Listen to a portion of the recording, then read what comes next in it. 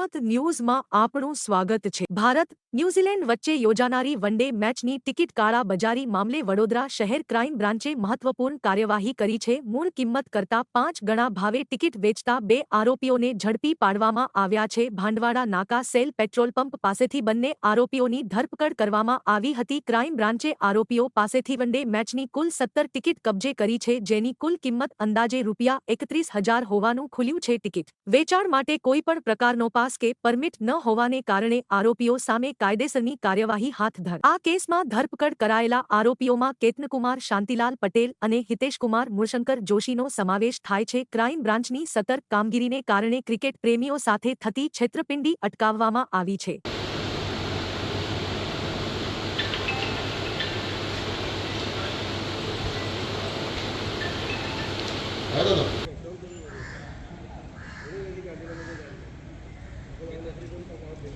તમારે क्या પેલા ઘરના પૈસા કાઢવાના ડીઝલ પેટ્રોલ